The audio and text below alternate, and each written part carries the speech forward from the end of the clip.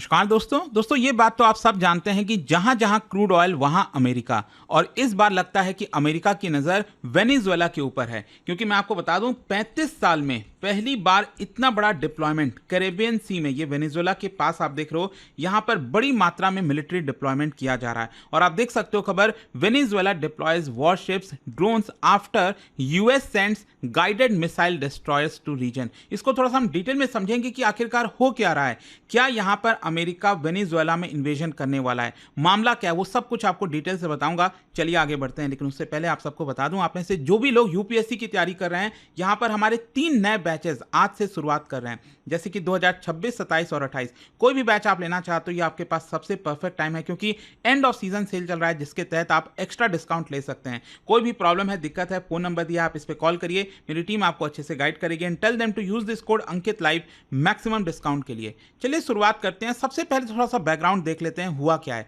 देखिए, यहां पर अमेरिका और वेनेजुएला दोनों के बीच में काफी ज्यादा आपको टेंशंस देखने को मिलेगा। और हो क्या रहा है कि अमेरिका ने वेनेजुएला के ऊपर काफी सारे सैंक्शंस लगा रखे हैं, लेकिन वेनेजुएला के जो प्रेसिडेंट हैं निकोलस मडुरो, उन्होंने ओपनली उन सैंक्शंस को डिफाई किया है। और इसी की वजह से आप कह सकते हैं कि डोनाल्ड ट्रंप ने ऑर्डर कर दिया है कि कैरेबियन सी, यहां पर आप जो देख रहे हो ना वेनेजुएला के पास, यहां पर काफी बड़ी मात्रा में मिलिट्री डिप्लॉयमेंट, जो नेवी है अमेरिका की, वो वहां पर डिप्लॉय हो चुकी है, जिसके तहत वॉरशिप, सबमरीन्स, नेवल फोर्सेज, इन सबको डिप्लॉय किया गया है वेनेजुएलन वाटर में। और वॉशिंगटन यहां पर यह कह रहा है, देखो अमेरिका ये तो नहीं कहेगा कि हम वेनेजुएला के ऊपर हमला करने वाले हैं, यहाँ पर इन्वेड करने वाले हैं, लेकिन उनका ये कहना है कि देखिए वेनेजुएला के अंदर काफ़ी ज़्यादा बड़ी मात्रा में कार्टेल हैं जो ड्रग्स की ट्रैफिकिंग करते हैं, और अमेरिका में एक बड़ा मुद्दा बन गया है, ये डोमेस्टिक मुद्दा बन गया है।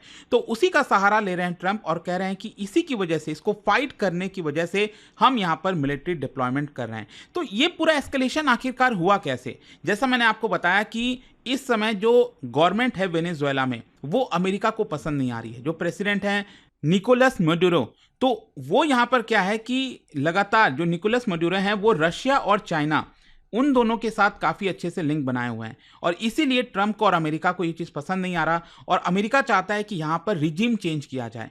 लेकिन जो वेनेजुएला है, जो निकोलस हैं, उन्होंने यहाँ पर साफ साफ कह दिया कि हम किसी के थ्रेट से डरेंगे नहीं, हम अमेरिका हमारे ऊपर कोई भी सैंक्शंस लगा दे, हम झुकने वाले नहीं हैं। और इसी को देखते हुए मेडुरो ने जो वेनेजुएलन आर्म्ड फोर्सेज हैं, उनको मोबिलाइज करना स्टार्ट कर दिया। और इसी को देखते हुए बताया जा रहा है कि ट्रंप ने रिसेंटली काफी बड़ा मिलिट्री डिप्लॉयमेंट किया। मतलब आप समझिए 1989 में, आप सब जानते हैं यहां पर पनामा है, ठीक है, पनामा को इन्वेड किया गया था अमेरिका के द्वारा 1989 में। और उस समय भी अमेरिका ने क्या किया था, वहां पर जो रिजीम है उसको चेंज कर दिया था। लेकिन ऑब्वियस सी बात है, ध्यान रखिएगा, अगर अमेरिका ऐसा कोई भी करता है तो उसको भी बहुत नुकसान होगा। 1989 में भी काफी नुकसान हुआ था। तो उसके बाद से लेकर अभी ये 35 साल बाद ये सबसे बड़ा मिलिट्री डिप्लॉयमेंट कैरेबियन सी में किया जा रहा है। और यहां पर जैसा मैंने आपको बताया कि अमेरिका और ट्रंप एक रीजन दे रहे हैं ड्रग कार्टेल को लेकर, लेकिन यहां पर काफी सारे लोग वार्निंग भी दे रहे हैं कि हो सकता है कि एक पूरा नेवल ब्लॉकेड किया जाए अमेरिका के द्वारा, और जिसकी वजह से जो लिक्विड गोल्ड है, जो ऑयल है, वो पूरा सिनेरियो में आ जाता है। मैं आपको बताऊंगा इसके बारे में, लेकिन सबसे पहले तो आपको बता दूं अमेरिका ने डिप्लॉय क्या किया है। आप देख सकते हो कई सारे जो डिस्ट्रॉयर्स हैं, मतलब वॉरशिप्स हो गए बड़े बड़े, आप समझिए कि जैसे आप सब जानते होंगे एयरक्राफ्ट कैरियर के बारे में, तो जब एयरक्राफ्ट कैरियर चलता है तो उसके साथ साथ डिस्ट्रॉयर्स, फ्रिगेट्स, ये वॉरशिप जो है साथ साथ चलते हैं ताकि उसको प्रोटेक्ट किया जाए।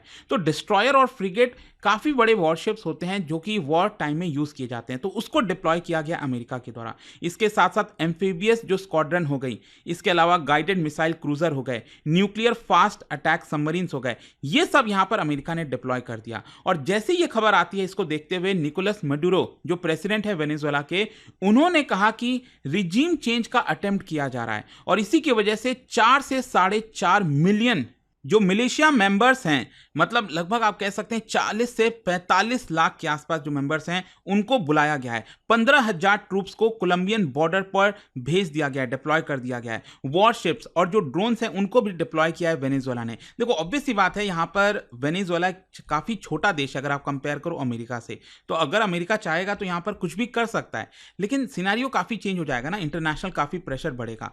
खैर, यहाँ पर यूएस का पूरा नैरेटिव क्या है, जैसा मैंने आपको बताया कि यूएस का मेन मिशन क्या है, यूएस क्या कह रहा है, यूएस कह रहा है कि this is for counter narcotics enforcement. Basically जो कार्टल्स के द्वारा स्मगलिंग की जा रही है वहां पर वेनेजुएला से बहुत सारे जो कोकेन है वो अमेरिका के अंदर आ रहा है। फेंटेनिल हो गया, फेंटेनिल आपको याद होगा अभी जब टैरिफ कर रहे थे डोनाल्ड ट्रंप और टैरिफ लगा रहे थे पूरे दुनिया पर, तो स्टार्टिंग में उन्होंने चाइना के ऊपर भी टैरिफ लगाया था। आपको याद होगा एक बहुत बड़ा टैरिफ वॉर छिड़ गया था, 200%, 400%, इस तरह से चीजें जा रही थी।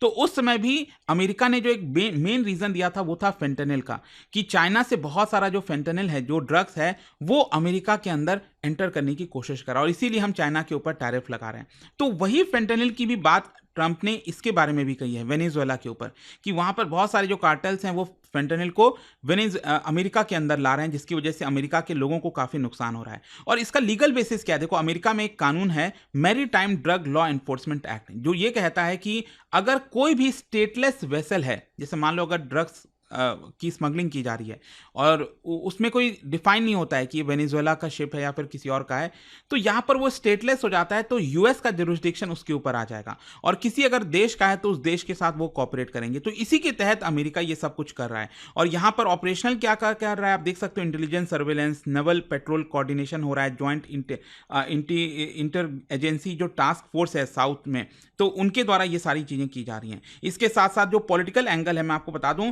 फेंटेनिल की वजह से अमेरिका में कई मृत्यु हो रही हैं, ऐसे मामले सामने आ रहे हैं और इसीलिए डोमेस्टिक मतलब पॉलिटिक्स में एक बड़ा मुद्दा बन गया है अमेरिका के अंदर और उसी का कहीं ना कहीं तर्क दे रहे हैं डोनाल्ड ट्रंप और इसीलिए ये सारी चीजें की जा रही हैं। लेकिन यहां पर लिक्विड गोल्ड का क्या एंगल है, जैसा मैंने आपको बताया कि एक तो यूएस का मेन नैरेटिव यही है कि हम ड्रग के ऊपर जो है आपका वॉर छेड़ रहे हैं, लेकिन दूसरी तरफ यहां पर जो एक एंगल आ रहा है वो है लिक्विड गोल्ड का, क्योंकि वेनेजुएला के अंदर अगर आपको पता हो तो largest proven oil reserve globally, आप सोच के देखिए, लार्जेस्ट प्रूवन ऑयल रिजर्व्स ये आपको देखने को मिलेगा which is centred around Orinoco belt. Again मैं आपको थोड़ा सा वेनेजुएला का ये अगर आप मैप देखोगे तो यहां पर ये रहा आपका ओरिनोको बेल्ट और ये रिवर के नाम से है, बेसिकली यहां पर एक रिवर बहती है ओरिनोको नाम से और यहीं पर ये पूरा एरिया जहां पर दुनिया का सबसे बड़ा ऑयल रिजर्व जो है वो बताया जाता है। और यहां पर अगर हम एनर्जी टाइज की बात करें तो वेनेजुएला का चाइना के साथ काफी अच्छा रिलेशन है, क्योंकि चाइना सबसे बड़ा बायर है वेनेजुएलन ऑयल का। ऑल्दो यहां पर अमेरिका ने वेनेजुएला के ऊपर सैंक्शंस लगाए हुए हैं कि कोई भी देश खरीदेगा नहीं, लेकिन चाइना को फर्क नहीं पड़ता है, चाइना खरीद रहा है अपना मजे से, सस्ते दाम पर खरीद रहा है, लेकिन टैरिफ तो इंडिया पर लगेगा। खैर जो भी है, यहां पर चाइना सबसे बड़ा बायर है और इन्वेस्टर है वेनेजुएलन क्रूड में। और दूसरी तरफ रशिया की हम बात करें तो आर्म्स, एनर्जी डील्स और स्ट्रैटेजिक पार्टनरशिप एग्रीमेंट है रशिया के साथ। तो यहां पर क्या है कि जो स्केल पर डिप्लॉयमेंट हो रहा है अमेरिका के द्वारा और यहां पर ट्रंप जिस तरह से धमकी दे रहे हैं मेडुरो को, ऐसा लगता है कि यहां पर मेडुरो का जो रिजीम है वो चेंज करने की कोशिश की जा रही है, मतलब जो गवर्नमेंट है उसको बदलने की कोशिश की जा रही है वेनेजुएला में, और साथ ही साथ लैटिन अमेरिका में अपना जो इन्फ्लुएंस है, अमेरिका का इन्फ्लुएंस, उसको बढ़ाने की कोशिश की जा रही है। क्योंकि इस समय साउथ अमेरिका में अगर आप देखोगे तो वैसे ही ब्राजील जो आप सब जानते हैं कितना टेंशन चल रहा है, क्योंकि सबसे ज्यादा टैरिफ 50% ब्राजील और भारत दोनों पर लगाया गया है और इनडायरेक्ट तरीके से अमेरिका हो सकता है कि चाइनीज और जो रशियन इकोनॉमिक प्रेजेंस है वेनेजुएला के ऑयल सेक्टर में उसको काउंटर करने की कोशिश कर रहा होगा। तो ये एक बड़ा एंगल है जिसकी वजह से बोला जा रहा है कि हो सकता है कि अमेरिका जो है कभी भी यहां पर इन्वेड कर सकता है वेनेजुएला के अंदर। अच्छा, चाइना का क्या पोजीशन है, let me tell you. China ने वार्निंग दी है, चाइना ने यूएस को चेतावनी दी है, कहा है कि ये सॉवरेनिटी और इंटरनेशनल लॉ का वॉयलेशन है और वापस से अपना जो सपोर्ट है मडुरो गवर्नमेंट को वो रीअफर्म किया है चाइना ने और हाईलाइट किया है the principle of non interference, कि अमेरिका को इंटरफेयर नहीं करना चाहिए वेनेजुएला के अंदर। और साथ ही साथ चाइना जो इंपोर्ट करा रहा है वेनेजुएलन ऑयल और बिलियंस ऑफ डॉलर्स इन्वेस्ट किया हुआ है यहाँ पर चाइना ने वेनेजुएला के फील्ड और इंफ्रास्ट्रक्चर में, तो कहीं ना कहीं यहाँ पर जो यूएस डिप्लॉयमेंट है वो एक डायरेक्ट चैलेंज है बीजिंग के एनर्जी इंटरेस्ट को लेकर।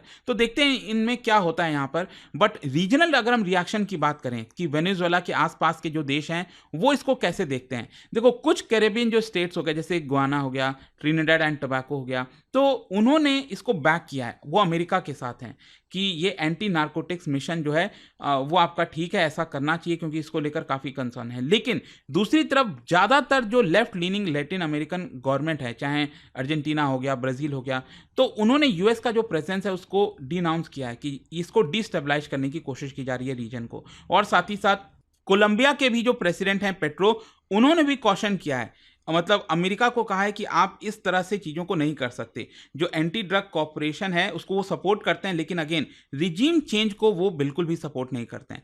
तो ये सब सिनेरियो आपको देखने को मिलेगा, लेकिन इसका लीगल और पॉलिटिकल कंस्ट्रेंट भी आपको समझना है। इंटरनेशनल लॉ के हिसाब से अगर आप देखोगे तो नेवल ब्लॉकेट करना और इन्वेजन करना, अगर आप यूनाइटेड नेशन से अप्रूवल नहीं लिए हो तो ये इलीगल माना जाएगा एक प्रकार से। और यूएस के पॉलिटिक्स में भी आप समझिए, अगर इन्वेजन होता है तो हो सकता है कि वहाँ की जो सरकार है, वहाँ के जो लोग हैं, वो शायद ट्रम्प को सपोर्ट ना करें। और जो रीजनल स्टैंस, जैसा मैंने आपको पहले ही बताया कि बहुत सारे जो लैटिन अमेरिकन कंट्रीज हैं वो इसके खिलाफ जाते हैं, तो ये सिनेरियो देखने को मिलेगा। तो अब क्वेश्चन ये है कि आगे क्या क्या हो सकता है, व्हाट नेक्स्ट। देखो 3-4 चीजें हैं यहाँ पर।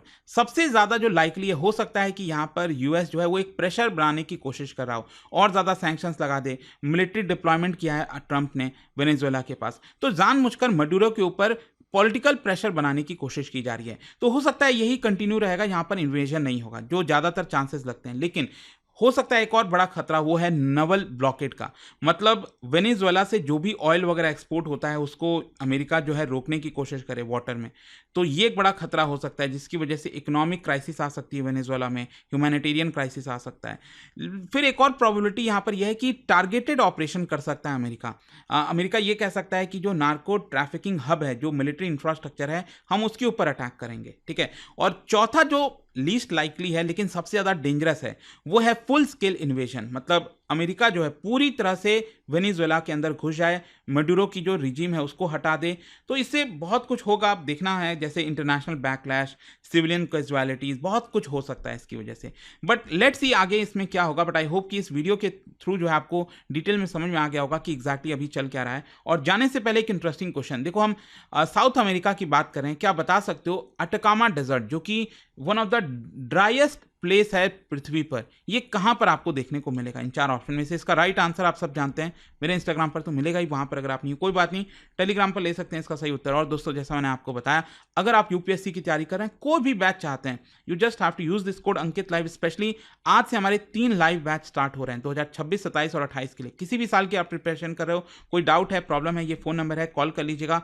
कंप्लीट प्रिपरेशन हमारे बैचेस में कराई जाती है।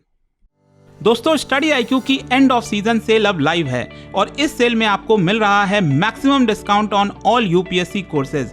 यह कोई बेसिक कोर्स नहीं, यह एक कंप्लीट यूपीएससी जर्नी है, प्रीलिम से लेकर इंटरव्यू तक, एक स्ट्रक्चर्ड रोड मैप के साथ, एक्सपर्ट मेंटरशिप के अंडर, 1000+ आवर्स की live classes bye India's top faculties, 1-on-1 personal mentorship for every student, handwritten notes for smart and effective revision, PRP and MRP residential programs for prelims and mains preparation। इस batch के अंदर आपको मिलता है prelims clear करो, पूरा fees refund पाओ, monthly toppers को 11,000 रुपीज तक के कैश रिवॉर्ड। लेकिन दोस्तों, सेल सिर्फ 31 अगस्त तक ओपन है। यूपीएससी के सारे कोर्सेज पर लोएस्ट डिस्काउंट एवर एक्टिव है। यह चांस चला गया तो रिग्रेट गारंटीड है। तो दोस्तों, अगर आप सच में आईएएस बनना चाहते हैं तो यह मोमेंट मिस मत कीजिए। अभी स्टडी आईक्यू ऐप या वेबसाइट पर जाइए, सर्च कीजिए P2I foundation Pratigya batch, use code Ankit live to unlock the lowest price, click कीजिए buy now and you are in. और अभी भी दोस्तों कोई डाउट हो तो मैं आपको एक नंबर देता हूं, इस पे कॉल करिए, मेरी पर्सनल टीम आपको हेल्प करेगी। नंबर है 092400233293। यह सिर्फ एक कोर्स नहीं, यह है आईएएस बनने की प्रतिज्ञा। मैं हूं आपका फैकल्टी और मेंटर और मैं चाहता हूं कि आप इस सफर का हिस्सा बने। Let's crack UPSC together.